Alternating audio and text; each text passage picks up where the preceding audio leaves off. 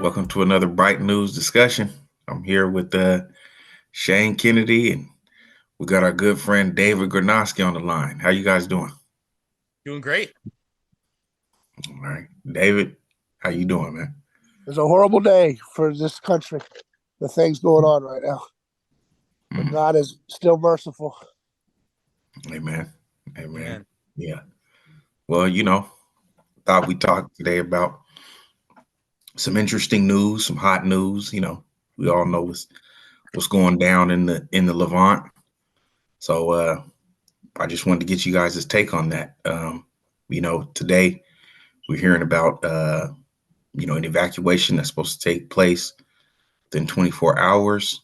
Um, you know, we've all seen the news about, you know, what's going on in Israel, Palestine.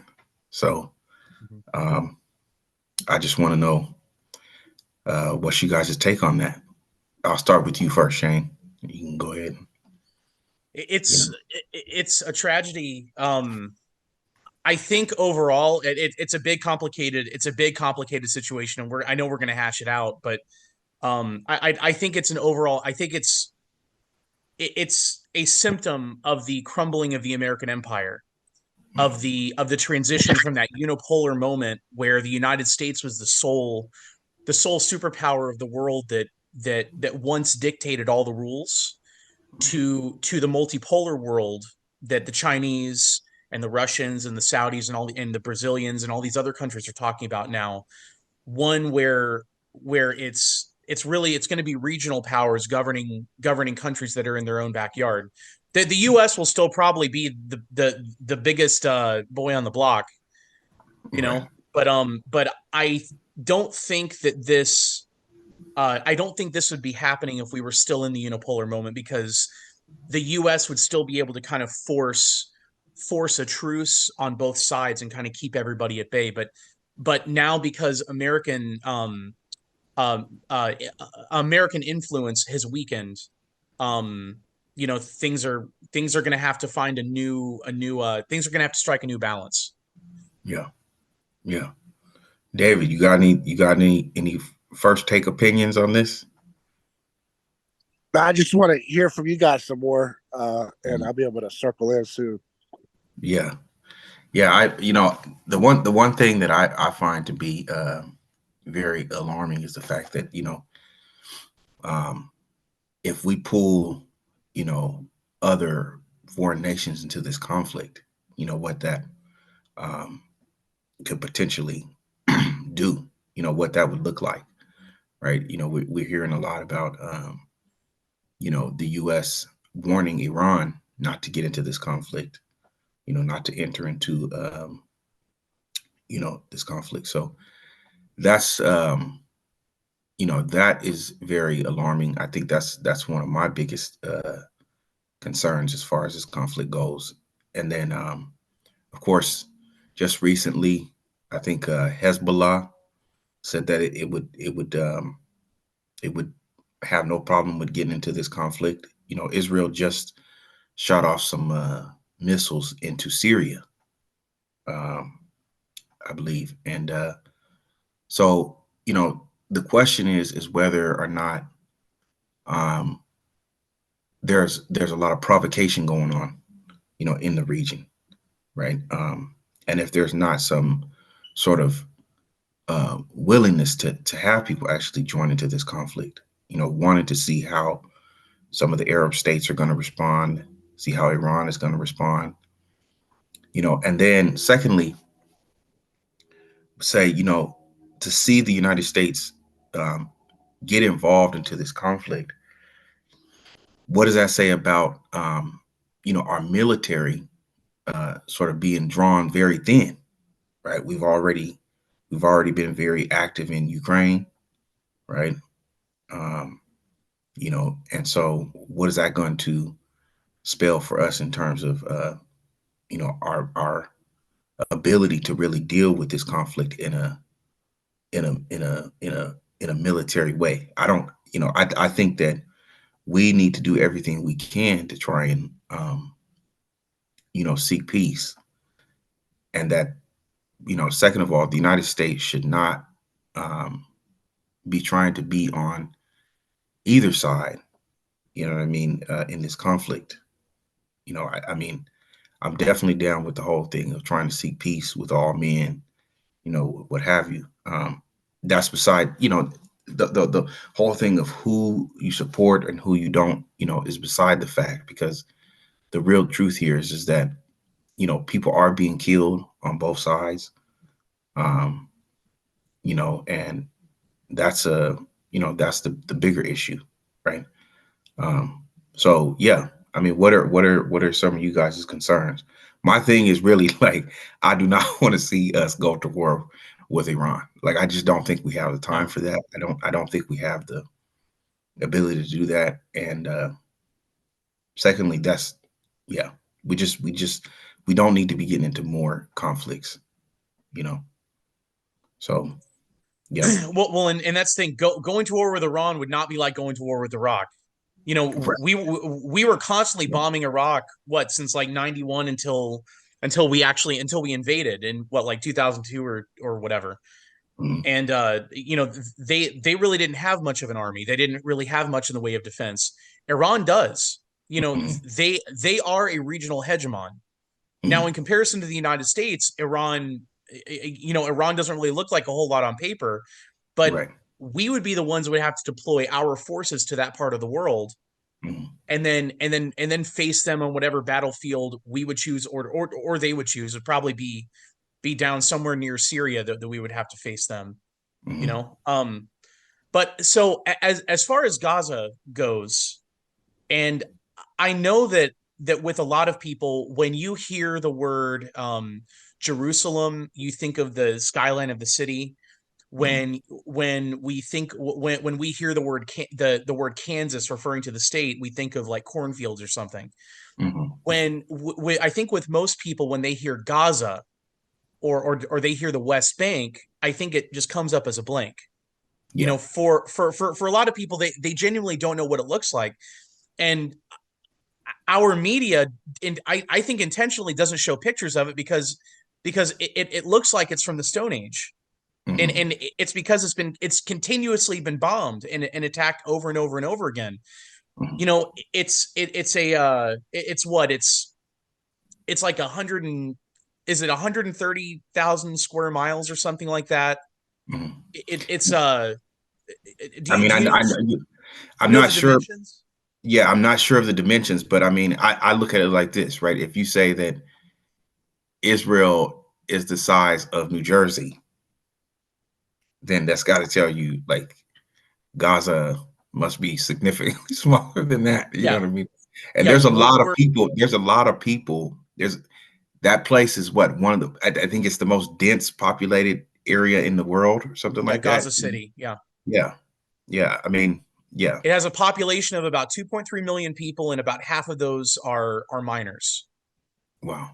Yeah. Yeah. So we're dealing with a very densely packed population of very vulnerable people, Mhm. um and they're kind of trapped in there because the Israeli government has built basically a giant wall around it. Right. So when different human rights organizations condemn the situation in Israel, between Israel and Gaza, and they say that it's an apartheid like situation. It really is. I mean, that's really the best uh, parallel that we can draw. It Mhm. is between the apartheid system in South Africa Mhm. and what's going on with Gaza. I mean, Okay. it's Yeah. it's a giant open air camp, basically, where Yeah. where where where you forced undesirable people to live. Mhm. And the thing is, it's been this constant, really, since the foundation of the state of Israel, what, in the late 40s, with the British land mandate and all that. It's been a constant back and forth. Mhm.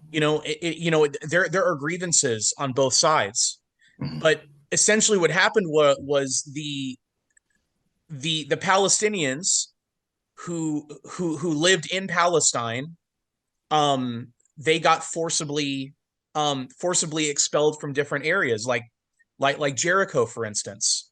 Um, mm, there was a group called the Haganah that forced Muslims out of Jericho. mm, You know, mm, and that same group, the Haganah, they bombed the King David Hotel, I think that's in Jerusalem, that at mm, that time was controlled by Britain. You know, mm, and mm, so we're talking about two sides. We're only getting one side of the story, mm. and we're talking about two sides that are hurling rocks at one another. Yeah. And what at the end of the day, I think the only solution, I think I mentioned this to you the other day, I think the only solution is for both sides to get baptized. Yeah, yeah. I agree. I agree. But what I was gonna say to what you were saying before was this, I remember this lady, she's she was a commentator. I don't remember on what uh big news media outlet, but she said that, she was like saying, trying to be preemptive with it, right? And she said, you're gonna see the media try to do all types of things to be in a on the side of the Palestinians. They're going to be pro Palestine, right? You're going to see all types of news media. And I said, I said, well, I haven't seen it yet. You know what I mean? You know, much to my surprise, I mean, because usually when conflicts like this ensue in the Levant, right? You do see sort of a there's two sides. You know what I'm saying? You might see something like Democracy Now! Talk about, Palestine, or CNN talk about something about the Palestinians, and then Fox News say something about Israel, what have you. But, it's there's very little in the way of hearing about what's really going on. And I'm not saying that, again, I'm not saying that one has to take a side in this instance, dealing with, say, like Hamas and what they did. Right. But I do want to point out the fact that, when you take a look at this region, um, you know, so much of the outpour and the outcry, in support of the state of Israel, um, and two, the fact that both the Republican and the Democratic Party, you know, completely say that they stand with the state of Israel. You just about anything else you can find, like you know conflicts with each other, that they'll, politically they'll disagree, right? But on this issue, it's a what do you call it, one size fits all. Like we are standing behind, the state of Israel. We're standing behind uh you know the IDF, and we defend the state of Israel. So, I think that that's an interesting point. Um, David, you got anything to say, man? I think this is just a reminder to the that saying in Romans that Paul says, "I am not ashamed of the gospel." Hmm. Hmm. And what And has there ever been a time now to really take root the meaning of that sticks? I am not ashamed of the gospel, yeah. because when you're caught up in a mimetic rivalry in which it's a tit for tat aggression, back and forth, back and forth, back and forth, all Hmm. these different claims of who was there first. It's classic mimetic rivalry, which is the problem of humankind. Hmm. Yeah. Yeah, And that, yeah. the gospel is about the renunciation of that reciprocity Hmm. when you're swept up into it. Hmm. And we are being pulled like a vortex into picking a side. The Hmm. official dominant narrative of America, of course, is the pro state of Israel side. Mhm. but there's a nice, strong undercurrent, as you know, Shannon, living in the state of Seattle, Mhm. of underground kind of, but it's not really underground. It's powerfully funded, which got its own money too. Mhm. That is pro-Palestinian and Yeah. diminishes the murders of the people in Israel Mhm. by Hamas, right? And Mhm. so Yeah. when you're talking about these things, there's a few options you have as a human being in your discourse in the public. Mhm. If you're a Christian, one, you can be blinded by the mimetic rivalry and pick a side. Mhm. Number two, you can do everything you can to avoid talking about things in concrete, direct terms so as to try to avoid the hellscape of mimetic rivalry between the two factions if you want to have a successful career in the public. Right. Right. So those are the first two options, right? Mhm. Most people fall into the first two options. They either pick, one team or they pick the other team. Mhm. And there's different variations of picking one team over another. You can kind of say, yeah, there's bad stuff that's on the other side, but these guys are truly the good guys. That Mhm. then there's the no, everything the other side does is completely evil, subhuman, and the other side is nothing but saints. Now that's typically how picking sides tends to go for human nature, right? Mhm. Even in this conflict, especially. Mhm. So in America or any other country who gets caught up in the media videos of all these savagery things, you are either siloed into one or the other camp. And you typically take on a tenor of everything the other side does is subhuman monstrosities. And then everything my preferred team does is just, what would you do? You do the same thing, right?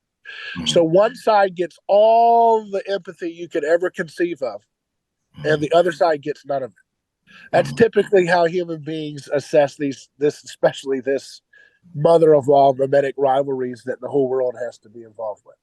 Right? Mhm. Mhm. Then the second one I want to address again, which is a more sly, subtle way of denying the gospel sometimes, Mhm. which is to try to avoid the topic altogether, to say Yeah. platitudes about, yeah, there's wrong on both sides, and try to keep it Mhm. really vague and don't get in the weeds and just keep it safe and duck your head down so you can get your book deal or whatever your little team is you're going to line up with. Mm-hmm. Mhm. Because you can make money on both sides. Mhm. So if you don't want to make a position on both sides, because you don't want the ire of both one or the other rivals, right? Right. You just try to skate around it and skirt around it and keep your head down and avoid that.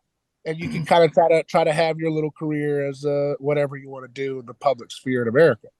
Mhm. Because the moment you start to indicate criticism about one of the sides, the other mimetic rival team is going to pour out all hatred and wrath on you as a human being for the rest of your life as much as they can. Right. So Ron Paul was pretty good at threading the needle in a third option, which I'm going to get to now. But he was still a politician and he was still operating primarily advancing a libertarian political analysis, which Mhm. I'm not going to get into right now. I want to get into what is the Jesus response to this. Mhm. The Mhm. Jesus response is very clear. Do not resist evil with violence. The Right. Jesus response is very clear about this. Now, it's easier said than done when you're in the middle of a hellstorm and your child just got burned alive or kidnapped. Right. So I want to make it very clear, no one is trying to take Jesus here and Mhm. make it some kind of moral grandstanding to shout and shame some other team who's had horrible things happen to them. No one's doing that. Mm-hmm. So Mhm. don't even try to assert that Mhm. in Mhm. your desire to pick a team. Yeah. But Jesus does not give us the luxury of picking a team in the midst of mimetic rivalry where vengeance and violence is at play. He never does. Mhm. He never does. Mhm. He did not pick the Roman team. He did not pick the Pharisee team. He did not pick the Sadducee team. He did not pick the Zealots. He didn't Mhm. pick the Essenes. He didn't Mhm. pick other factions, right? He Mhm. had something to say for every human being involved in the conflicts that he was involved with that he was around at his time. Right. And for me, obviously the political dimension, America should not be, doing what they're doing, but that's what they do. The government's going to do what they're doing, and there's nothing we can do as human beings to stop that. But what we can do within our power right now is to proclaim the gospel. Mhm. And that's what I say when Paul says, I am not ashamed of proclaiming the gospel. Now's your opportunity. You can't speak to the politicians with the weight of the lobbyists and the war machine and everything else involved in this. You can't speak with the weight of media conglomerations and all these other things. But what you can speak is to use your public voice to proclaim the gospel as it actually is. Yeah. And the gospel does not make justification for slaughtering and sacrificing children because somebody else sacrificed another child. Yep. Mm-hmm. Mm-hmm. Mm-hmm. It never does. Yeah. It never does. Yeah. The gospel does not ever dehumanize and say, well, tough luck, should have been able to get out of the town before, to a 7-year-old, okay? Yeah. To any year-old. Yeah. You do not get to blind your eyes to the humanity of the other because, in your estimation, their strongmen were more nastier than the other team's strongmen. You just can't do that when you're a Christian adult. Mm-hmm. Mm-hmm. Now, you can feel those feelings. The Bible says you can have those feelings. Mm-hmm. But you cannot act on and participate in calling for the bloodshed of the innocents, no matter who they are. Yeah. That is the beginning of proclaiming the gospel in this matter. Yeah. Yeah. But in that, because there are Christians in the region, right? There are Christian groups in the region. What is their responsibility in this whole thing? I mean, proclaiming the gospel. They say, well, we've been doing that. We've been asking for peace, and the Greek Orthodox, the Copts, the Catholics, right? Yeah. They all, the Armenians, they all say, we've been asking for peace. We want to stop the bloodshed. We don't want to pick one side or the other, right? But it's like that gets everybody turns sort of a blind eye and a deafness towards that, because they see them as just kind of like, you're just regurgitating the same thing that we've been hearing for years from Christians. They always say that. Well, the bottom line is, I mean, look, I've been to Israel. I've been to Palestine. I've been to both sides of the area for just a brief time, broke bread with Palestinians, broke bread with Israelis of various ideological, persuasions. And I've been to, Egypt, and I saw how people of different faiths interacted in Egypt, all over Egypt in different ways, and how they treated a visitor, which is always going to be contextual to where you're at and stuff. But I can say that, if you're a Christian, right, Jesus said, run to the hills when everything's popping off. Okay. Now, I understand that may be a lot easier said than done. So I don't want to speak about anybody's situation. I don't know how hard it is. If you're a Christian family living in Gaza or wherever else where there's a hot spot of violence, I don't know how hard it is. I don't know what's going on psychologically, socially, the pressure, the cost, the political hurdles. I don't know. What I don't know anything about that, about how I just don't know the matter about how to evacuate. But I would say that if you can, and maybe the question is, well, where are you going to evacuate to? But there's a lot of large, financially robust institutions that have been set up around the world to mass migrate people as refugees all over the world. So I don't know that whole network, but I know it's out there. I know millions of people are taking advantage. So whatever you got to do, if you're a Christian, and you've been preaching peace and it's just not working, I would say get out of that spot. Because part of understanding Christianity from an anthropological standpoint is when two sides are fighting over the same object, the only way you can stop it is to let go of the object. Yeah. And as Shannon, you said, Jesus is not entombed in that land. Yep. And I hear you say it, Shannon. Go ahead. Yeah, I said Jesus is he's not in the tomb. And that's you know, and I you know, I know. Okay, look, man. I know Christians are going to be, and whatever side they're on. This is evangelical Christians too. Everybody who's a Christian, you know, they have sort of a, okay, in my view, it's sort of a fetish, you know, with the Holy Land, because it's like we want to preserve our stake in the most sacred place for our faith. You know, whether it's the Holy Sepulchre, whether it's the Garden of Gethsemane, whether it's the tomb of Mary, whether it's, you know, the what is it where Jesus died, Golgotha. You know, we all want to have sort of preserve our stake in this area. And my thing is that if Jesus is not there, that's not where his body is. That's not where you're gonna find, you know, his message in the Gospels. Then why are we holding so fast to that area? You know, if we really want to be exemplary, I think Christians should be the first ones to evacuate that area and just say, you know what, we're out of here, man. That's what I'm saying. Yeah, I agree. You can have it. I'll give you two passages to give an illustration for this line of thought, which is, let the dead bury the dead. Jesus is not dead. Jesus is not dead. So why are you still trying to bury him? Let me talk about another thing. You know, when Lazarus is dead and the wailing's going on, that's called ritual wailing, which was caught up in the sacrificial cult of so much of the logic of that region. We would have these performative wailings and so forth, which would the sackcloth and the ashes, which would kind of create this kind of sacrificial energy around the death of someone, which needed to be avenged at some point down the road. And so Jesus was rebuking; he didn't want that spirit of wailing. And then another one I'm going to give, which I think is the cleanest one, is when Jesus resurrects from the tomb. He looks at Mary. You know, he says, "Why are you clinging to me?" You know, okay. Why are you clinging to me? I gotta go do my Father's business, right? It's what is the Father's business? The Father's business is not clinging to the past, but making the future. So by clinging to Jesus, you're objectifying Jesus in a way that is disrespectful and disobedient to the message of Jesus. By clinging to Jesus, you're in effect basically treating him like another Hercules pagan god.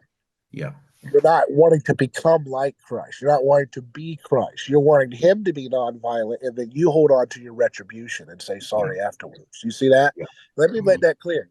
Holding on to Jesus in an objectified sense, as Mary Magdalene was doing, and how anybody who's human would do. Let me cling to you for your power. And he said, no, I got to go do my Father's business. What is his Father's business? It's creating the future through people who embody his body on earth as it is in heaven, right?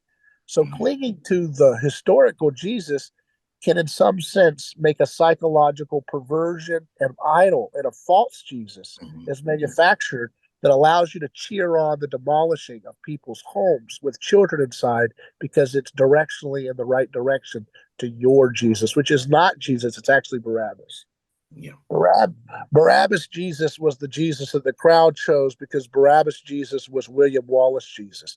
The Jesus that Christians have in mind when they're cheerleading, bulldozing whole cities, because that's where the bad guys run it. So therefore, everybody, let's just forget about their baby screaming because our baby screaming makes their baby screaming justified. No, it doesn't. It never does. It never will. Jesus is king. We're not playing by the old rules anymore, and we need to shut our mouths if you feel the need to call yourselves a Christian and then blaspheme the name, use the name of Jesus in the Lord's name in vain by calling down fire from heaven when you don't know what spirit you're speaking of and what spirit you're of.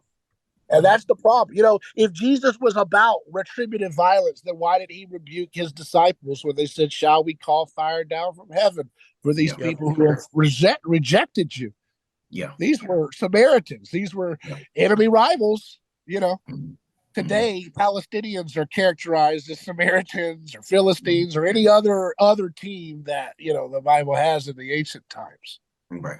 they're kind of put into that kind of figure, but it's like, they go to these Samaritan villages, and James and John said, these guys rejected you. Should we call down fire like the prophet did? And he says, you do not know what spirit you're of when you speak like this. He rebukes it, right?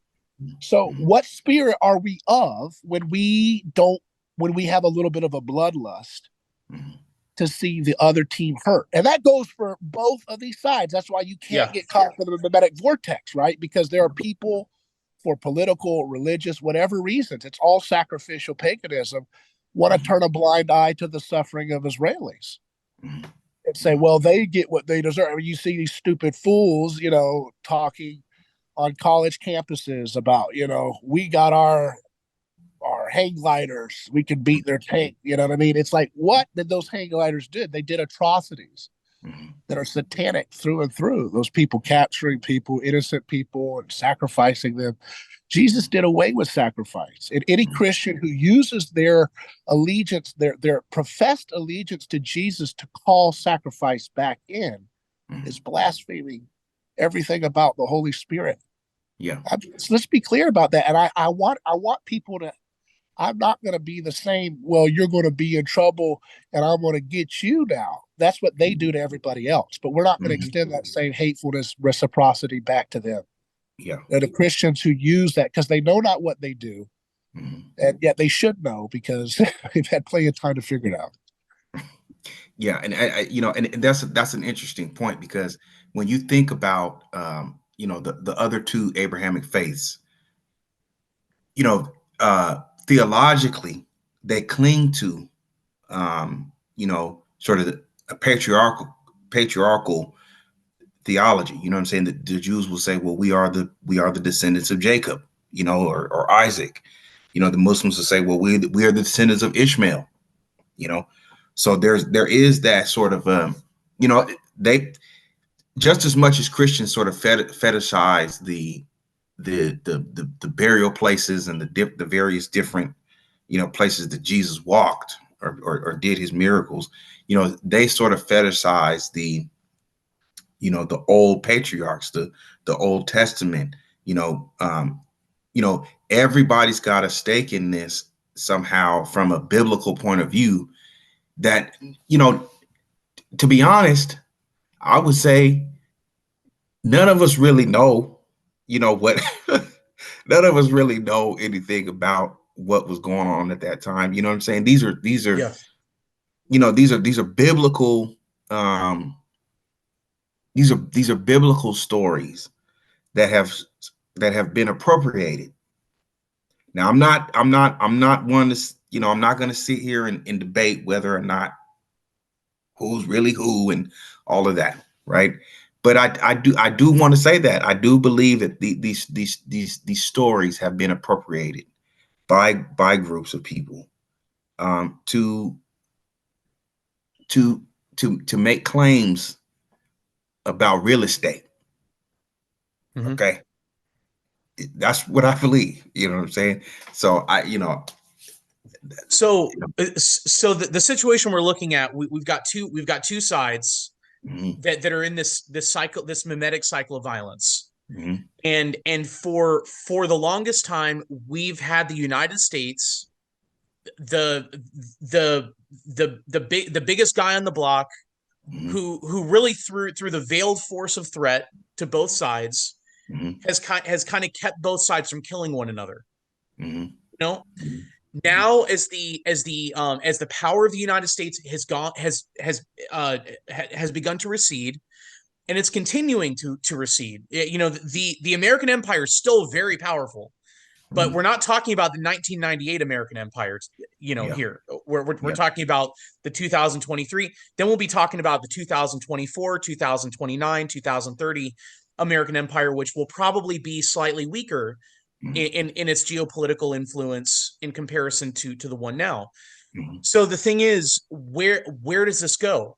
What does this look like? I mean, I guess in my mind, the only real solution is baptism, because that means that's the only resolution to the mimetic cycle of violence. You know, outside of that, there is no resolution. Yeah. But what kind, what sort of a patchwork can be done here Yeah.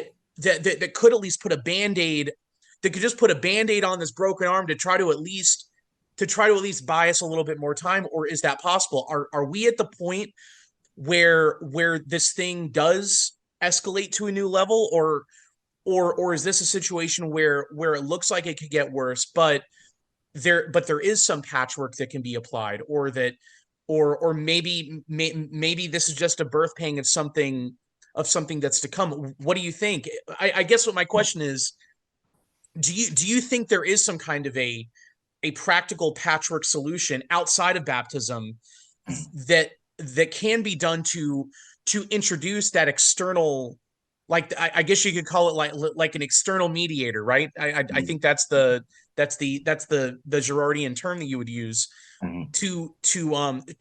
to inhibit this thing from escalating to a new level that could, because at the end of the day, I mean, what all three of us want is to see human life dignified, right? Mhm. You know, Mhm. that, you know, at the end of the day, that's what we want. And if on the short term that requires an external mediating force, maybe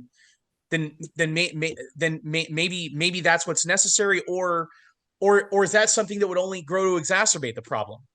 Yeah. Yeah. You know, so my first, I think, you know, as Christians, yes, we want to preach the gospel. We want to bring people in, you know, baptize in the name of Yeah. Christ, right? But I don't think that that is. I don't. I wouldn't say that that's realistic in the sense that, you know, I don't think that Muslims and Jews are going to really, you know, go for that, right? So Right. how do you get people to really? How do you get people to really see your what you're offering as an alternative? Well, they have to see that what you're doing in this life is actually worth adopting, worth imitating, right, or worth following. And I think that that's where the hang up with Christians comes in, is that, again, one, especially with the Orthodox types of communities, we're so bound to to the to the to the to the real estate in the area, right? And then on the evangelical side, you know, they're bound to this sort of eschatology, right?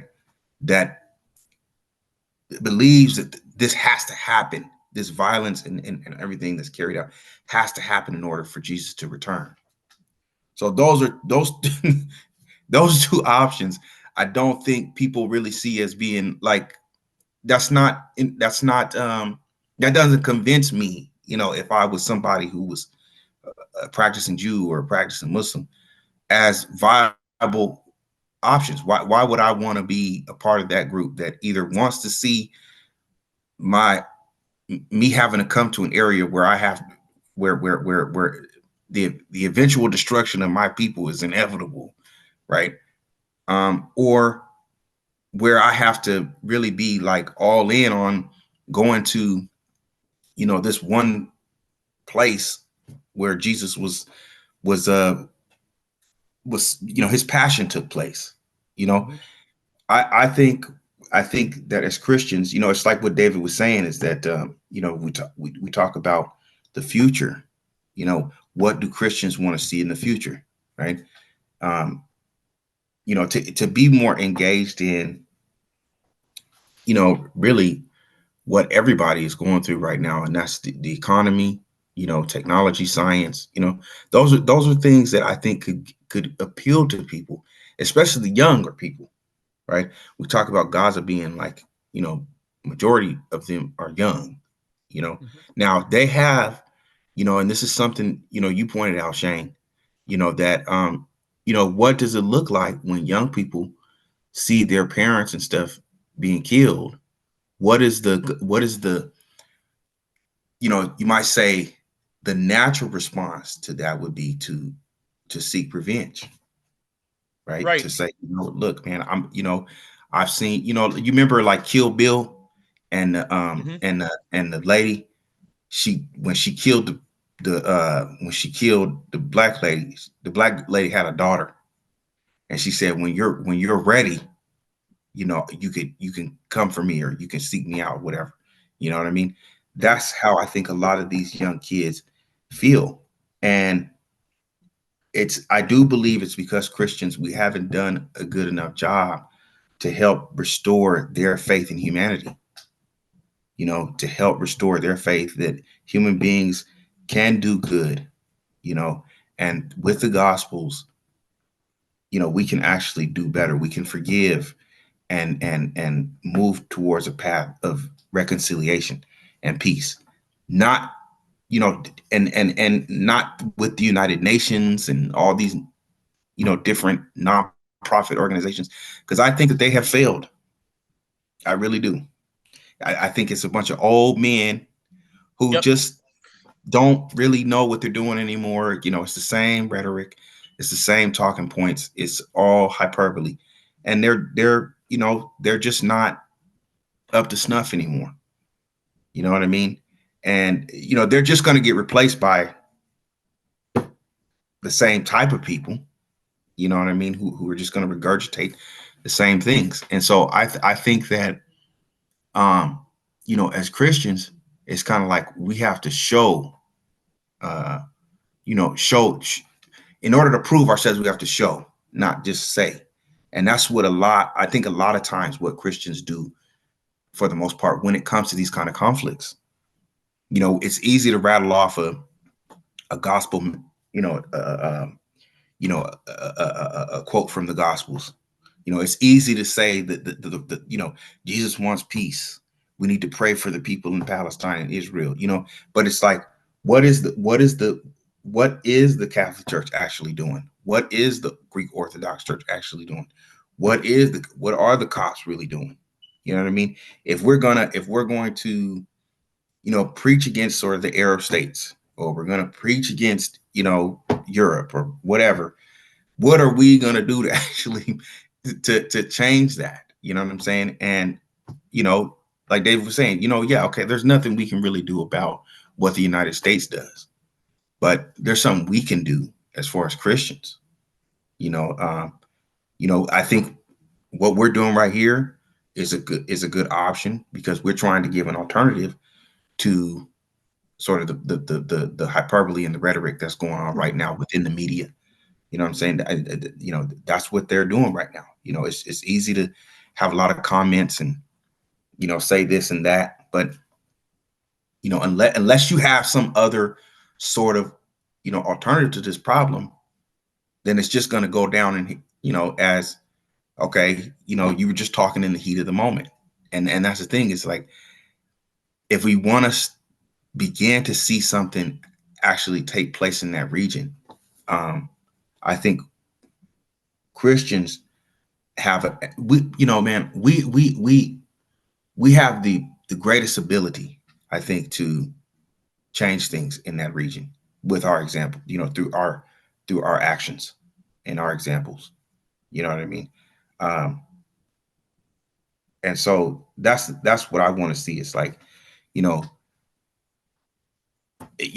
doesn't have to be, something where, you have to take sides and stuff. We're on the side of the victim, and those victims include people on both sides. Right. On both sides of the wall over Yeah. there.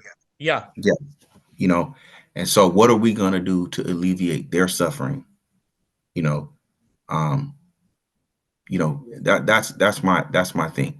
And this is a difficult thing, because sometimes I think you can get caught up in like a double bind, when you talk about this issue.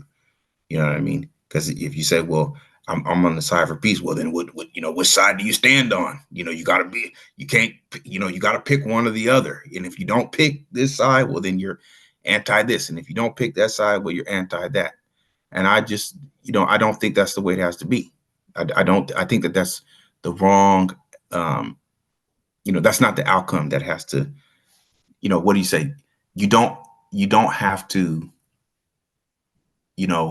that's not the result that has to come out of this. because I say I don't disagree, I disagree with this or that, you know.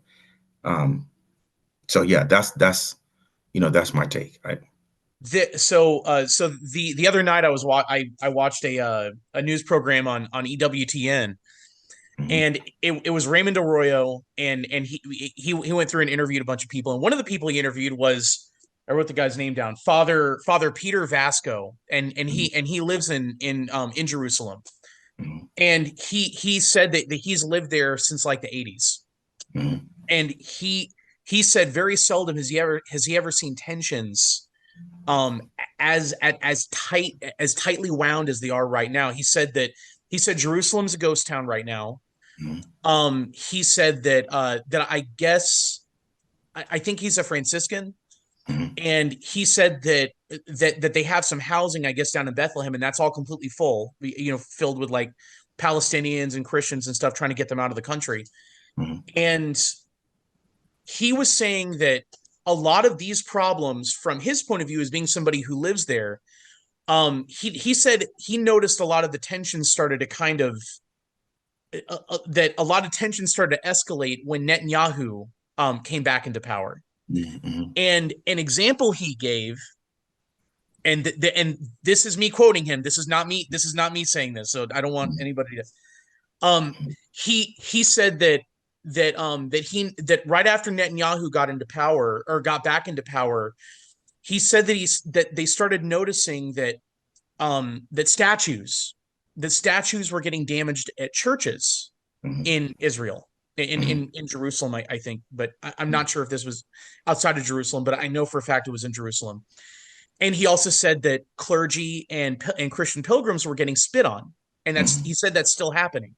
mhm, And mhm, he said that was primarily being done by Israeli nationals mhm, and by American nationals that are visiting Israel. mhm, And he said that typically spitting on someone is a crime. I'm not sure. I'm not. I think it's either assault or battery, or something. At least in the States, it is. Might be mhm, coded something different over there. But he said that these laws are not being enforced. mhm, He said what's happening, and if anybody wants to find this quote, or if anybody wants to see him saying it, it's Father Peter Vasco, and he was interviewed by Raymond Arroyo on the EWTN news, the 1 hour segment. He's kind of toward the end. He was interviewed on October 12th, okay. and what Mhm, he says is that the excuse given for these people that have either broken statues at churches, mhm, or that have spit on clergy, or have spit on pilgrims or something, is, oh, they just have mental health problems, so we're mhm, not going to bring charges against them. mhm, Or oh, they're a citizen of the United States, so we're just going to send them home, or mhm, something, that there are no consequences. Now, the example he pointed out was, if a Christian went and and like broke a window mhm, at a store, or something over there, mhm, then charges would be brought against them, and it wouldn't really matter if they had a mental health issue or not. mhm, And he said that selective application of the law regarding this type of thing, mhm, he noticed that started happening, that started happening after Netanyahu came back into power. mhm, mhm, And he said it just seems like things have been escalating ever since then, because mhm, he said that things had been pretty relatively smooth since like 2013 or 2014, I think, ever since the last big blow up between Israel and the Palestinians over Gaza. mhm. So I thought that was very interesting. Yeah. And if anybody wants to see that again, just Google like EWTN Raymond Arroyo October Mhm, 12th. It's the mhm. 1 hour segment, and it's Father Peter Vasco, and he's kind of toward the end of that. Yeah, yeah. I mean, I guess my answer to that would be, you know, again, if you're dealing with something like that, right? You're dealing with a place that has this sort of animosity towards you like that, right? Why, if you had the means to leave, or that a place is like that, is very heated. There's a lot of there's a lot of emotional attachments to, your team, why would you go to a place like that to begin with? Or why would you stay in a place like that to begin with? I understand it's the Holy Land. Okay. I understand it's sacred, but to me, it seems like, if a place is that sacred and the outcome is always extreme, it's always some kind of animosity. What makes something sacred? Remember, let's go back to the anthropological analysis of this, right? Because sacred, Yeah. disembodied from anthropology, it just becomes emotions, right? Mm-hmm. So let's anchor it back down to the Bible is the study of man just as much as it's the study of God. And unfortunately, when you study God without having a study of man, then you're not doing the Bible, right? Right. So you're not doing that. But okay, for its sake, they claim that it's sacred. I'm just saying that as a right, but but that's what I'm saying. What is the anthropological term for sacred? It's where you sacrifice people. Okay, that's why. So that's why I'm saying, is that not a place where people are still sacrificing each other for their God? Yeah. Right? And that's why I'm like, why would you, as a Christian, knowing that, why would you want to remain? Because I don't want to judge the Palestinian Christians, and I know you're not either. So I don't want to speak about them. I don't know what. Well, the Franciscans have been there for what, like 1,000 years or something, right? Yeah, no, I'm not judging the Palestinian Christians. I'm saying in general. I'm talking about Christians in general. Well, why would you? Because we haven't been given an anthropological foundation for the Bible, okay? And so we have a lot of garbage theological blasphemies and errors that have been stuck into our thinking, right? That clogs our ability to think clearly about the matter. If Christians were living up to the promise of Christ, we would have been the adults in the room. We wouldn't have participated in the grabbing of land and grabbing of this spot and that spot. I mean, you mentioned the Holy Sepulchre, and I don't want to. I mean, I was inside there. I went inside and touched where they said Jesus, where he resurrected. I was in the tomb, put my hand there on the stone. And but the problem is, you see so many videos of these guys at different sects of the church punching and kicking at each other, and you think to yourself, what is it? You're standing in a place. Okay, I'm a human being. I'm standing. I've got my dress on and my attire on to show that I'm a holy person, right? And you're in this church, and you're saying this is where I believe that God and man came together, and Jesus's life, and that God resurrected this man and vindicated everything he said, which is shalom, blessed are the peacemakers, do not resist evil with violence, God desires mercy, not sacrifice, on and on and on. His entire life was non-violence. And so you're going into that environment, and you're saying, I'm here to protect the memory of that, while you're elbowing another person who also says they believe in Jesus, and you're punching and kicking on somebody who also believes in Jesus, and you don't remember, wait a second, why am I here? Why am I here? I'm here because this man said to turn the other cheek.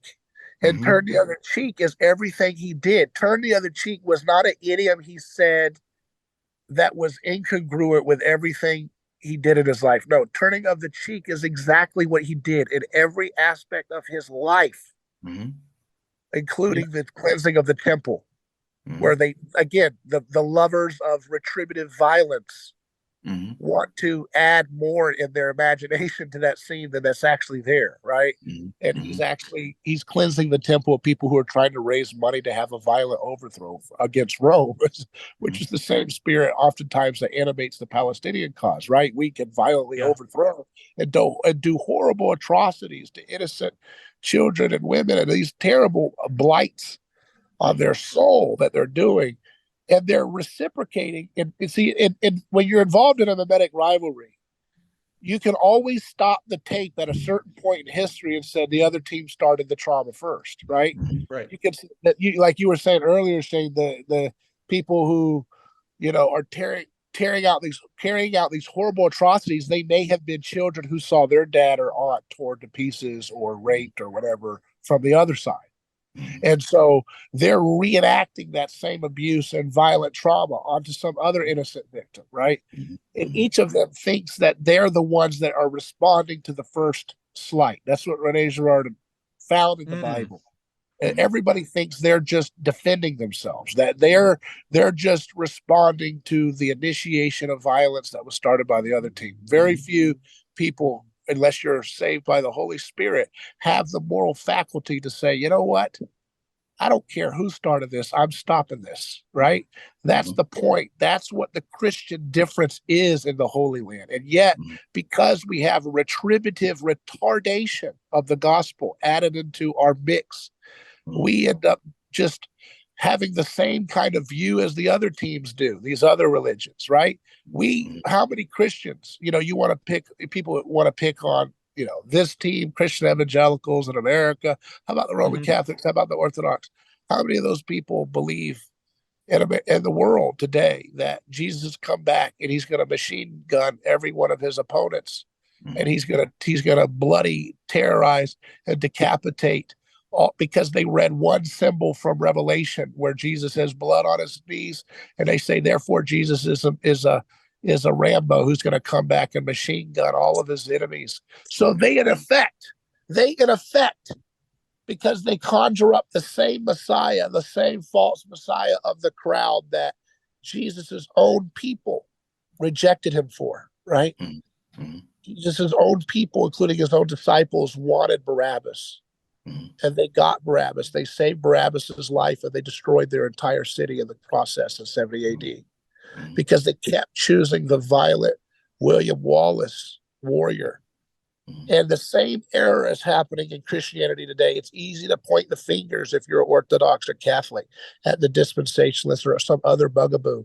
At the end of the day, every one of those Christian traditions are still deeply blinded by the crowd, and they still believe that Jesus is going to come back with vengeance in a similar fashion, and the way Israel is treating Palestine and how Palestine treats Israel when they kill innocents.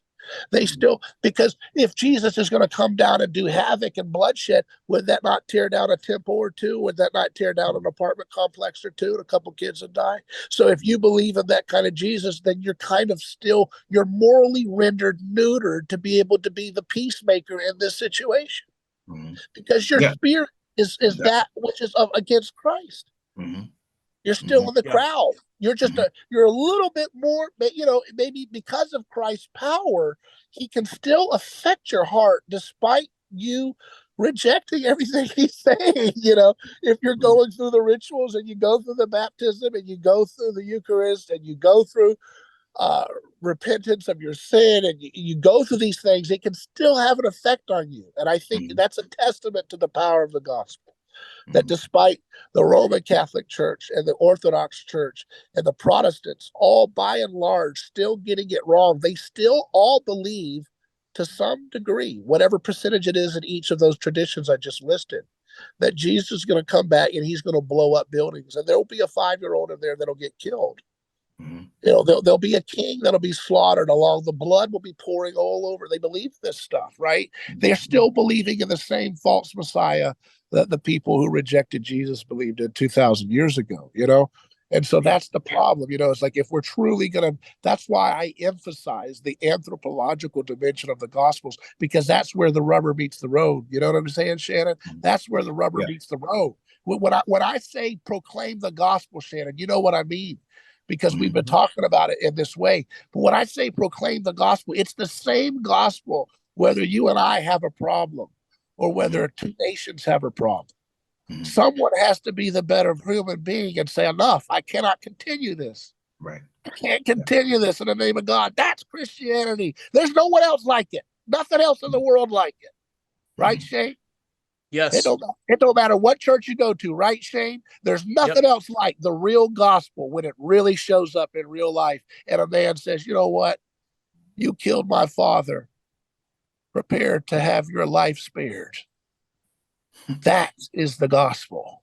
It's the renunciation of the Princess Bride curse. You killed my father.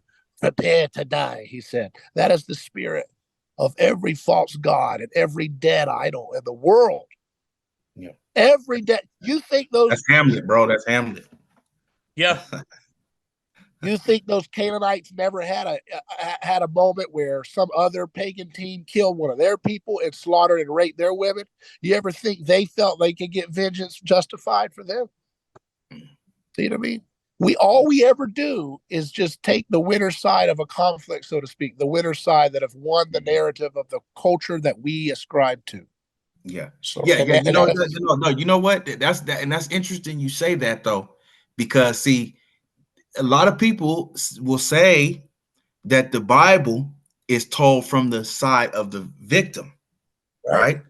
But they turned it around in this century. It gets Amen. turned around and used to do the same thing that the people in the Bible are, Amen. as victims. Does that what I'm saying? Does that make sense? Of course. That's the gospel. But the gospel predicted this, bro. The gospel says when the Jesus is presented before with Pilate, and there's Jesus Barabbas. Remember, one of the biggest mistakes, I think it was, I want to blame Origin, but will God forgive me if it wasn't him. But there was somebody there that said, we got to get the name Jesus Barabbas out of this text. Shane, can you believe that? Do you know how much that scandalized the church to this day that we took the name Jesus out of the original text that said Jesus Barabbas? That's horrible. That set us back so much. You know what I mean? You could talk all day long about all your things, but that set us back so much. That one mistake to take the name Jesus out of because the earliest text, what I'm referring to in the Gospel of Mark and so forth, render Barabbas' name Jesus Barabbas. So there's a tale of two Jesuses. Jesus called himself the Son of the Father and the Son of Man. And then there's this Jesus Barabbas, Bar of Abba, the Father. So you have two Jesus, sons of the Father. Which is the crowd going to choose? The Roman Empire presents this. They say, who's going to be the one that you love, and who's going to be the one that you cast out and kill? And they accepted the one who said, we get the right to have vengeance against this same empire, the Roman Empire. And in some What do they sense, say? They say, give us Barabbas. And then they say, they said, well, if we're wrong, let the blood be on let the blood be on us and our children and our children's children. Which indicts the human race, because no matter which team you're on, you're still saying, let's sacrifice this guy because it's the better noble thing to do, right? Let's sacrifice this child because because it's the better just side to take. And the problem is that what I want to say though about the Barabbas story, right, is that's a prophecy. We're still every time we gather together as a society and we take the side of dehumanizing the victims of the team that we don't like as much, right? Every time we do that, we're sitting in that crowd saying, give me Barabbas and kill Jesus Christ. See what I mean? We're still doing that because we're still choosing to operate under a political framework and where it is better that one person die than the whole nation perish. See, the only delusion that allows you to blow up buildings and kids are killed and excuse other people's accusations of rape, but always believe the other side's, this kind of stuff only comes when you believe that the might makes right, that it is better that one person takes it for the team than the whole nation of whatever perishes, right? You fill in the blank what that nation is that you believe you're a part of. In terms of your persuasion, some people might say the Palestinians, their nation, has a right to exist, and it has a right to sacrifice a few for the greater good of preserving their concept of a people and their concept of a land, right? And the same goes for the other side. They say this nation has a right to exist. It is better that one person die on the other side that we didn't intend, because they'll say we're not intending to kill these kids, or we didn't intend to have this person get raped, or we didn't intend for this thing to happen. Both sides always say that, but it happened. It happened in the greater good of trying to preserve our nation. That's Caiaphas. It's just the casualties of war. That's what they say. That's Caiaphas. Yeah. That's the same logic of Caiaphas. Caiaphas said it's better that one man die, Jesus, than Mhm. our nation perish if we don't take this guy out. Mhm. He's too much of a problem. They had to send a message. They had to do what they did. Is that not what they're trying to do right now? Are they not trying to send a message Mhm. by saying they're going to choke out this entire city of close to 2 million people or whatever? Are they not saying we're trying to send a message? Was Hamas trying to send a message when they said we're going to abduct these girls and do these terrible things? Mhm. They were trying to send a message that it's better that they're sacrificed, these people, Mhm. Mhm. than our nation's right to exist be extinguished. So, and their fit of rage and their sacrificial rage, both sides are speaking the mouth of the murder of Jesus Christ. So who is king? I want to go back to that now. Who is king? Mhm. Christ is king. And the Mhm. blood of the victims' voices will cry out for justice. Mhm. So if they kill 2 million people in Gaza, let's say they say they want to get rid of all of it. They're done with it. Mhm. The more you kill, the more your movement's sowing its own demise in the kingdom of Christ. Yeah. Yeah. You live You by hear the me? sword, you shall die That's by it. Yeah. that's right. That's the new king. Okay, so Mhm. you can talk a big game about your political heroes that you like, Mhm. your pet projects that you like, Mhm. whether you're Ilhan Omar and you prefer Palestine or Palestinians, or you're whatever, you know, what's that lady's name, Nikki Haley, and you prefer the other team. Mhm. You can talk a big game all you want, man, but the more you justify your mouth, when you use your mouth to justify some type of action that results in unnecessary more innocent victims killed along the way, you Mhm. are sowing the destruction of your own cause that you profess to be in favor of. That Mhm. is not something I created. That is something that the King of the universe created. It's called Mhm. Jesus Christ. He Mhm. is sovereign, and he has set the rules of engagement in 2023 AD. Mhm. And it means you have to play by the rules, which means God desires mercy, not sacrifice. No exceptions. No exceptions. Mhm. Well, let me bulldoze this village down and then we'll do the mercy. No, no, no exceptions. Mhm. Well, Mhm.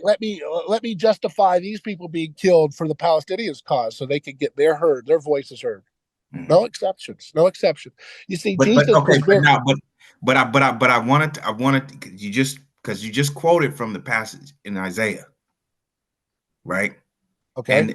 And that is a contention right there, David, because some people will say, well, you know, uh, couldn't we say that the Bible, especially when you talk about the Old Testament, is in contention with itself, right? Because there are books in the Bible that are condoning, like the book of Joshua, right?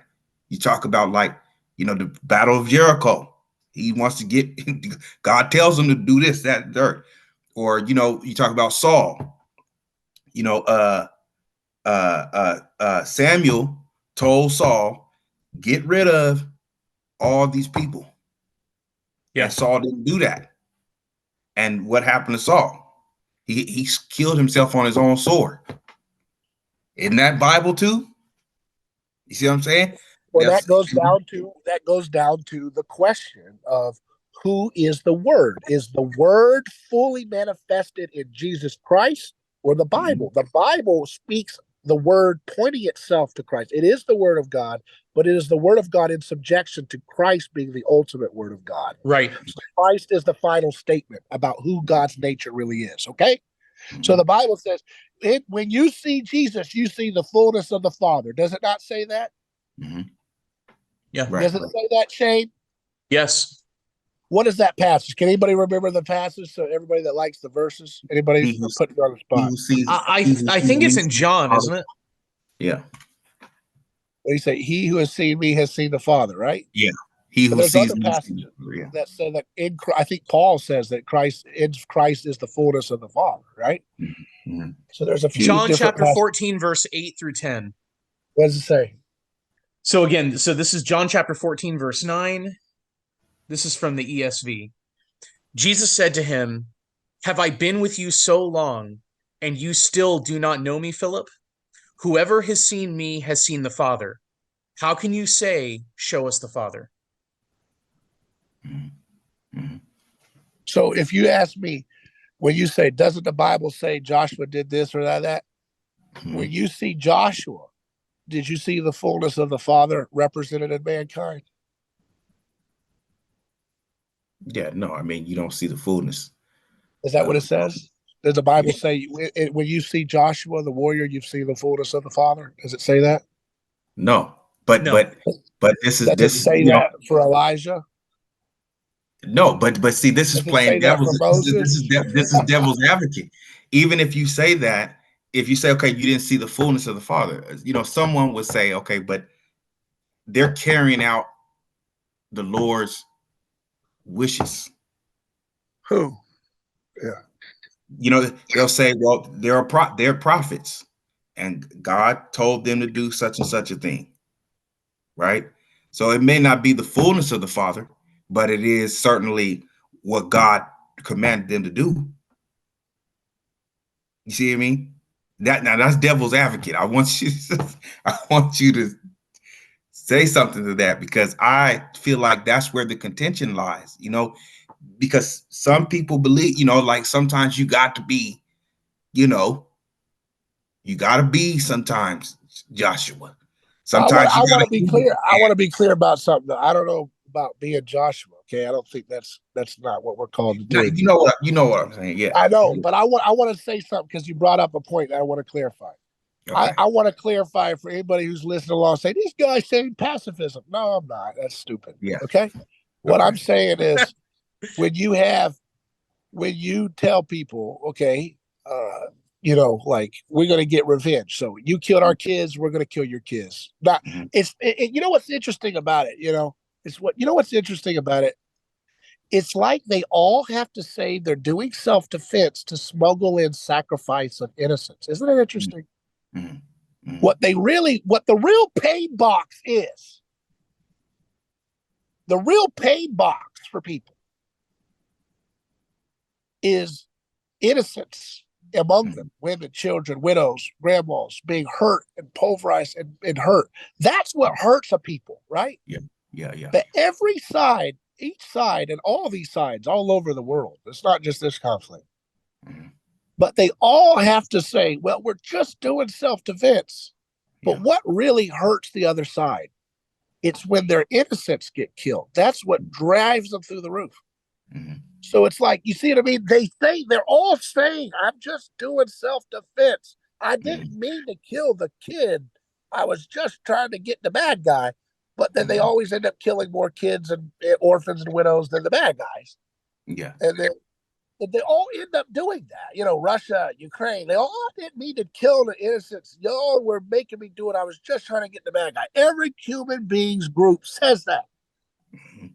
But what they're really showing the power of is sacrifice, because it's the sacrificial part. And what I'm trying to get at is that humans may say that it's collateral, but I believe the collateral is actually the point that they smuggle in, because Mhm. that's where they make their opponents really have pain and hurt.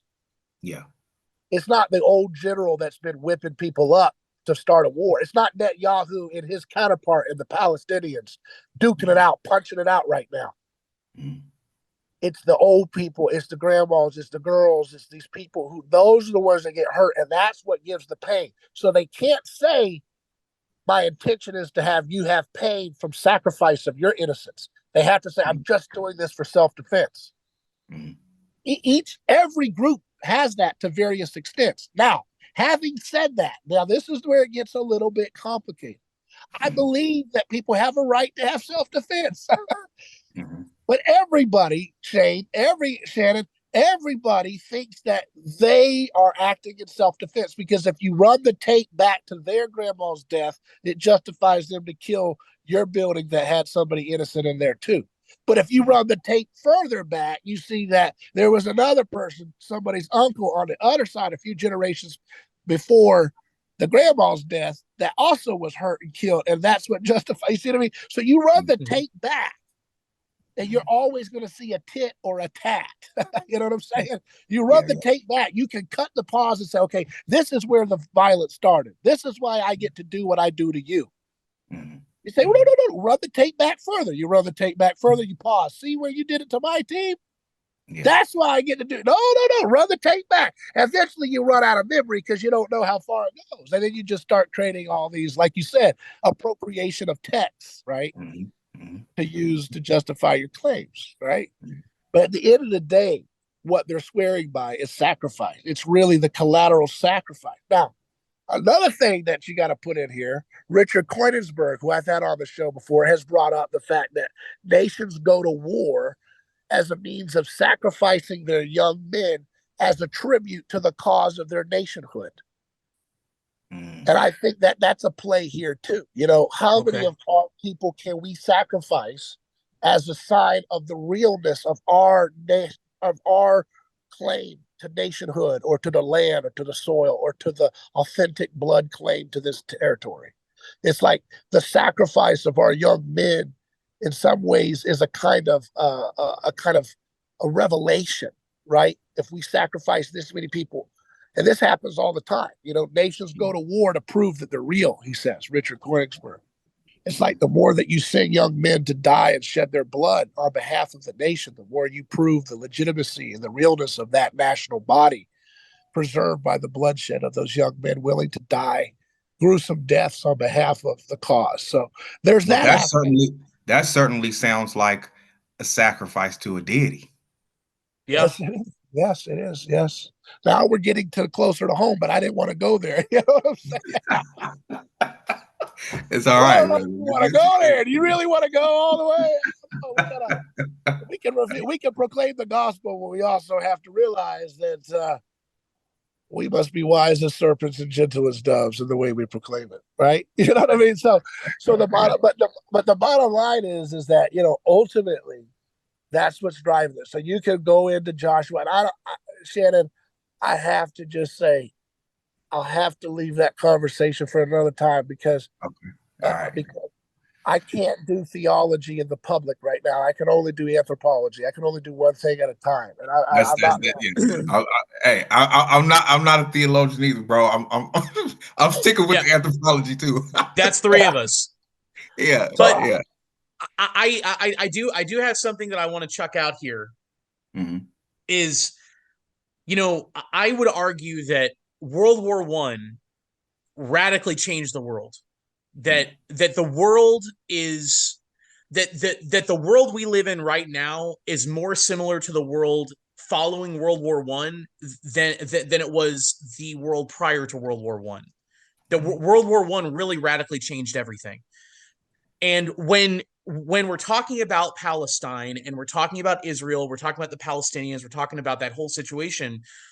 Really, it was World War One that kind of catapulted this entire thing into existence. You know, so people are familiar with Lawrence of Arabia. You know, Lawrence of Arabia. Great movie. Yeah, great movie. Peter O'Toole, I think, was the guy that starred in it. I think. But the real Lawrence of Arabia went into the Middle East, made a bunch of hollow promises to all these Arabs.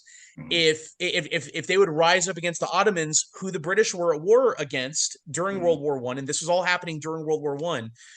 If the Arabs would rise up against the Ottomans, that the and if the British ended up winning World War One, that the British would back the Arabs to basically be able to do whatever they wanted in the Middle East, and to be able to have the Arabian Peninsula and everything all to themselves, that they wouldn't have the yoke of the Turks on their back anymore.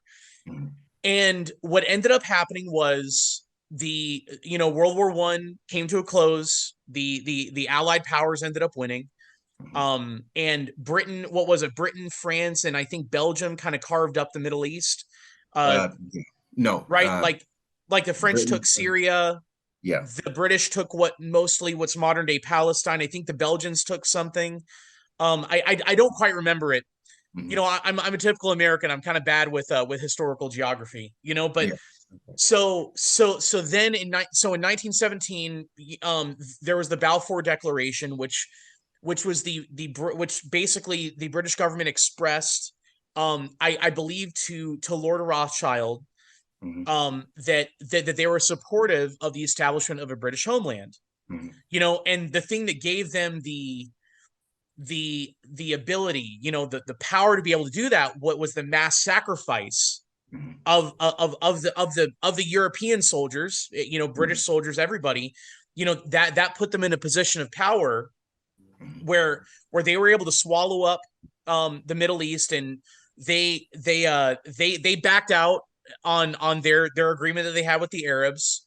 Mhm. And they asserted control over the Middle East. They kind of carved it up and broke it into different countries, but they kept the land mandate of Palestine, Mhm. and they expressed interest in creating a homeland for Jewish people in 1917 in what was called the British Land Mandate.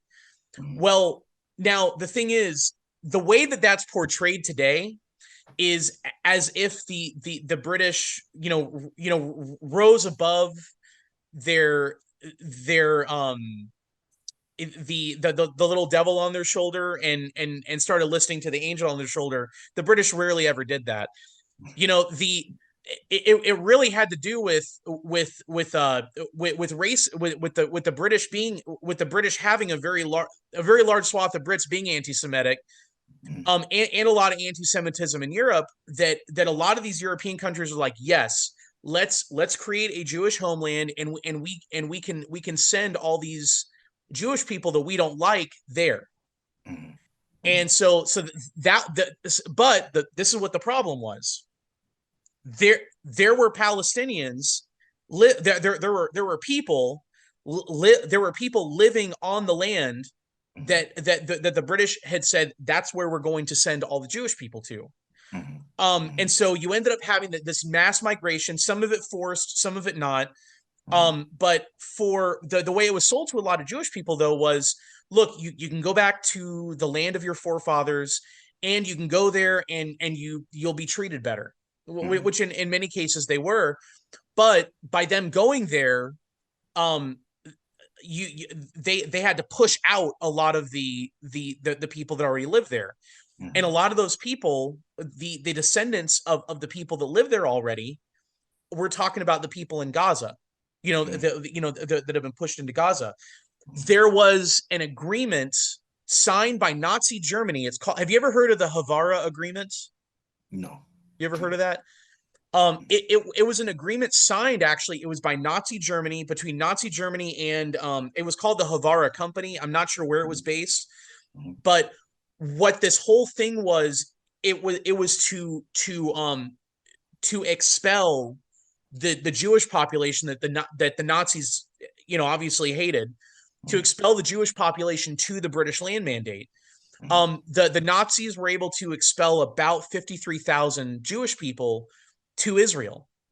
Now, the Mhm. problem is, when you expel people from their home in Europe, and you send them to the British Land Mandate of Palestine, Mhm. um, just de facto, you have to put, them going there pushes out other people, Mhm. who ended up being, who were the native Palestinians. Mhm. And some of the native Palestinians were Jewish, some of them are Christians, and most of them were, I think the majority of them were Muslims. Mhm. So I guess the whole reason I'm saying all of this, because I think everybody else knows the rest of the story, that the state of Israel was established in the late 40s by the United Nations and everything. Mhm. Um, but the whole reason I'm saying this is, um, just thinking about like sacrifice and everything. Mhm. I think in many ways the sacrifice paid by the Europeans in World War One, I think part of that, like, legitimacy of nationhood and power that they were able to establish, they used that to establish the bare bones of the modern state of Israel. But at that time they were forcing a lot of Jewish people out of Europe and Mhm. sending them there, and that's kind of the origin of what we're dealing with today, Mhm. Mhm. where you have two groups of people that have been kind of forced to get that have been forced to live in the same area, Mhm. and it's just grievance on both. It's legitimate grievances on both sides, like a lot of the Jewish people, a lot of the Jewish settlers prior to the end of World War II that went to Palestine, you know, they were, a lot of them were forced out of Europe, Mhm. you know, Mhm. so they were forced out of Europe with a grievance, you know, Right. so they show up there with a grievance, Mhm. and then the people that they go there and offset, that creates a grievance too. So you've got this, that you've got this cycle of grievances, and I guess the only thing I'm pointing to is, isn't it interesting that that Europe is dealing with all the problems it's dealing with now. We could talk, you know, you can talk about Ukraine, you can talk about all the excess immigration that's happening in Europe, Mhm. just all the issues that are happening in Europe, European Union and everything. You know, really, in some ways, the Europeans are kind of kind of reaping a bad harvest because of things that they have done over over the 20th century, and the United States is definitely a part of all of that. I'm not trying to say it wasn't, but the British were the ones that that I was going to say something else, but the British are the ones who made hollow promises to the Arabs Mhm. and didn't follow through, lied to Mhm. them, and then and then use that territory that they swallowed up to expel groups from Europe that they didn't like. Mhm. To expel one group from Europe that they didn't like.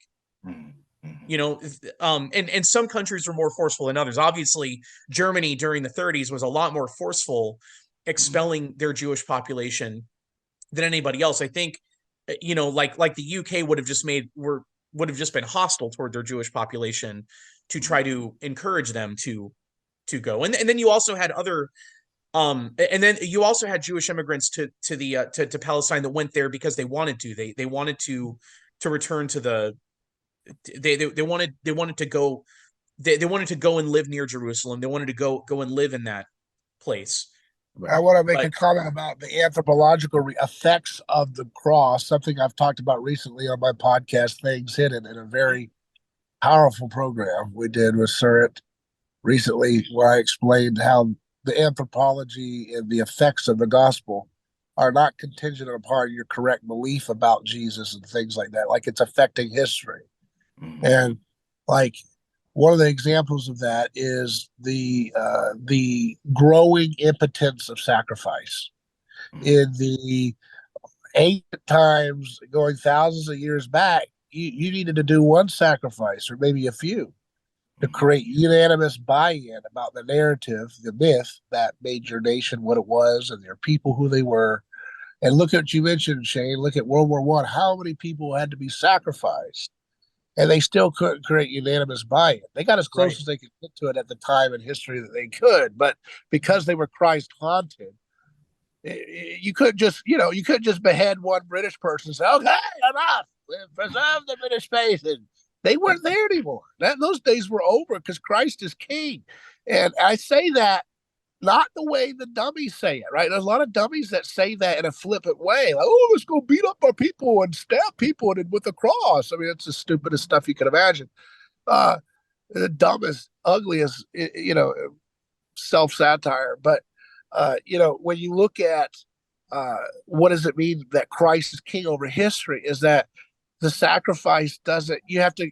These tyrants are having to run millions of people, like in World War II, millions of people, and they still can't create unanimous buy-in, Mhm. right? About the myth that they think justifies their sacrificial violence that they've done.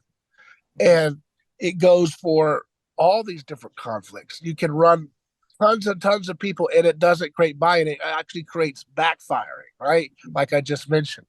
And here's a tweet from Kristen de Montfort, someone who's a writer who has a similar interest in the anthropology of the gospel. She says that conversations in times of war even center around innocent victims, around the number of women and children and elderly in harm's way, around questions of moral complicity at all, is proof positive of the eternal haunting of Christ's message of the innocent victims. Mhm. That's the point, is that Christ is king in a way that is not what all the worlds expect of a king. You know, when you say Christ is king, the average earthly mindset says, oh, you're just a bunch of try-hard wannabes. Mhm. Christ is the farthest from that situation in Israel and Palestine. Mhm. He's the farthest. Well, he's an afterthought. No, he's not. He's there with the baby who's been murdered. He's there with the woman who is raped. And he is going to have their voices be supreme, Mhm. not the voices of the tyrants who sacrificed them. Let that be clear. That's how Christ rules, by being expelled. That's why the stone the builders rejected has become the cornerstone. In being expelled or murdered or raped, your voice becomes the cornerstone of the future of the world. Yeah. And that's how Christ's upside down kingdom works. It's not the expectations that we want. We're not Yeah. seeing the Pope come down with a cross, stabbing all the enemies of all the sides, or bringing them to heel and they're all bowing. That's the stupid pagan view of power. Christ Mhm. doesn't do that. You know what I mean? That's not the way it's going to look when Christ is king. Christ is going to be the king of the victim, and the voices of the victim will determine whose, little latest project of ideology and nationalism or violence or terrorism will win in the end. Yeah. And that's how he's going to make all the nations a footstool under his land, because these nations are going to be subject to his terms of operations. Rene Girard says, the more we are driven to the margins, the more we are crucified, the more we participate in the illusion of the group that expels us and in its violence. We become indistinguishable from our persecutors. Mhm. So when we participate in that cycle of violence, it becomes a monstrous doubling. You can't tell. It's all just chaos. Mhm. And you have to do something monstrous to your conscience to say anything otherwise, right? You see what I mean? So that's the hardship of this. It's a scandal. It's a great scandal when you're involved in these violent reciprocal acts of aggression. I want to read some stuff Scott Horton said, because you mentioned Netanyahu, Shane. Yes. Uh, here's some quotes. Here's a quote from Netanyahu and Haaretz. You know Haaretz, a Yep. newspaper? Mhm. This is from 2019 in Haaretz. Anyone who wants to thwart the establishment of a Palestinian state has to support bolstering Hamas and transferring money to Hamas. This is part of our strategy to isolate the Palestinians in Gaza from the Palestinians in the West Bank. That's Benjamin Netanyahu, 2019, Haaretz. Okay, let's go to his. Let's go to his finance minister. Okay, let's go to Netanyahu's finance minister, Bezalel Smotrich, leader of Israel's religious Zionist party. He says the PA is a liability and Hamas is an asset. Mhm. On the international playing field in this game of the delegitimization, think about for a second, the PA is a liability and Hamas is an asset. Mhm. Okay? Mhm. So what does it mean that Hamas is an asset to their interests? Well, Scott Horton says the Israeli government does not want peace. They want that land, especially Jerusalem and the Yes. West Bank. As long as they can point to Hamas as too evil to deal with, they don't have to make a deal with the Palestinians at all. It's cynical as hell, but rational from their point of view. Okay? Mhm. Mhm. So here's what I want to say. What are they doing? Why is Hamas an asset? Because Hamas is the group most likely to commit sacrificial atrocities against the innocents. Mhm. And Mm-hmm. so by whose rules do these folks determine Hamas to be an asset for their project? Whose rules, Shane? Who's the king that set the rules that they're trying to game? They're trying to game it, but they have to play by a rule set. They didn't start it. Yep. The one who stands on the side of victims, Mhm. no matter who they are, set those rules.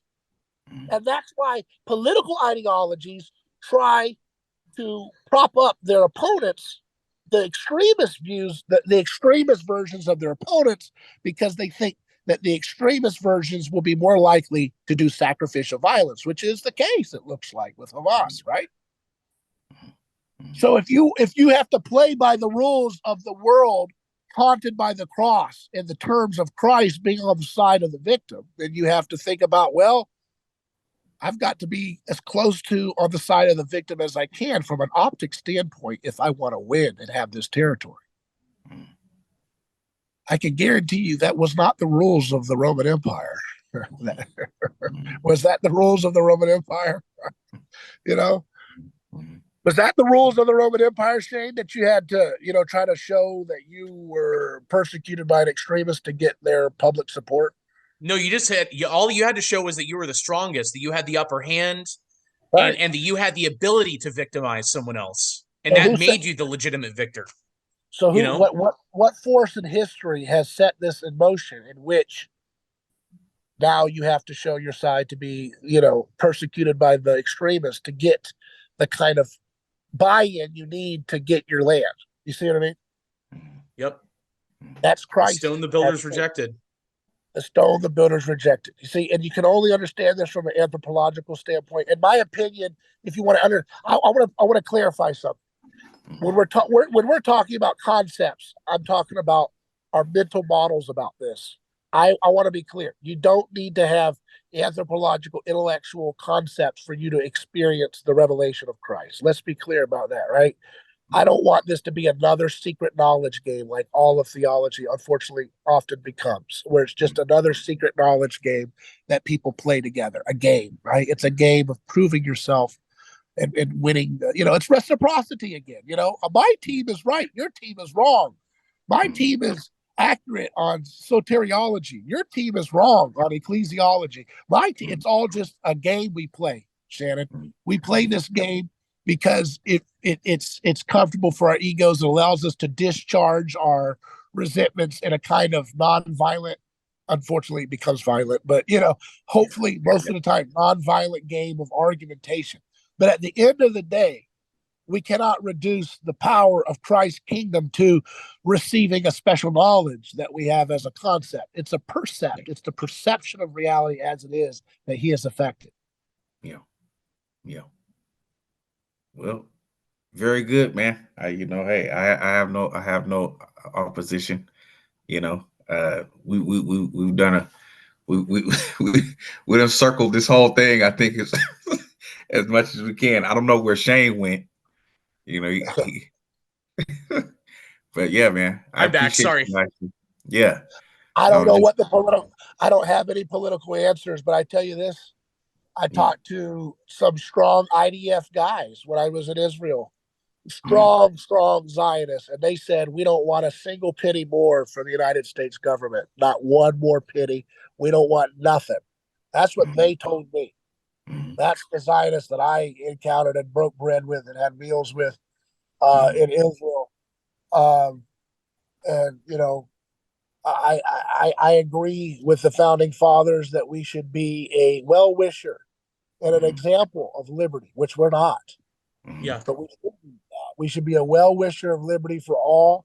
We should be a place of neutrality where we can be the big brother for the nations, right? We want to be a big brother. Let's be a yeah, big brother. We're going to be a Christian nation. Then let's mm, be a big brother and be a one that is nonviolent and neutral and being able to solve and broker peacemaking between people who hate each other. And in order to do that, we can't be playing this game of funding both sides and arming both sides. That's wrong, mm, right? We got to repent of that. It's mm, wrong, and we shouldn't have any part in that. yeah. Let the logos of love go ahead and You, flow you know, on. something interesting I've heard is that. Oh, did I unmute? Yeah. Okay. Something interesting I've heard is that more than half of Israelis, actually in Israel, blame Netanyahu for the attack Mm, of Hamas against the Israeli citizens, mm, and they also do not support the IDF going into Gaza. mm, mm. You Yeah. know, Yeah, I and saw that. That's interesting. yeah, and I think it's so interesting that you know, I think the American populace, I think we have a lot more in common with the Israeli populace than we do with those that control our own government, with those that are actually in power in our own government. I think it's the same thing in Israel. Yeah, You know?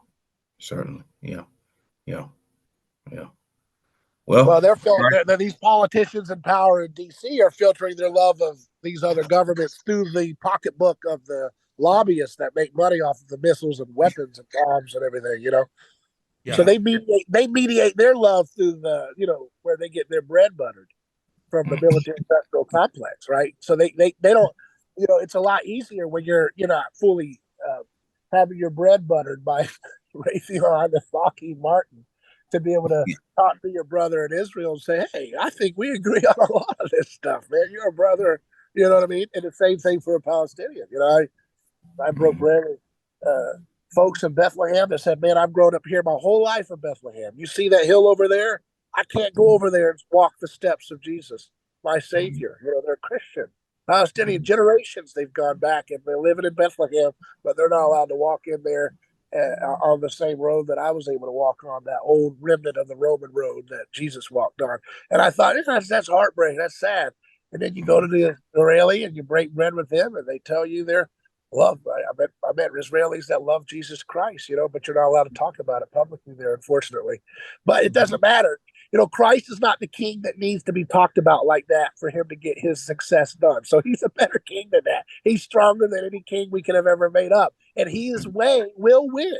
The voices who are being murdered, the children, the baby, whoever has been killed, that will all come out when every knee and every tongue shall bow, every tongue profess that Jesus Christ is Lord, and all of those things will be exposed in the history. I think that Christ's knees will be covered in blood because of all the bloodshed that we humans have done to one another. He'll just be coming in to say, what the hell have you done with the place? Yeah. Hopefully it'll be a lot. Hopefully it won't be as bloody as we can imagine that. Yeah. Well, hey, man. Thanks for joining me, guys. This was fun, man. We covered a lot of ground. Yeah. Oh, yeah. Till next time. Take care. All right. Take care. All right. You too.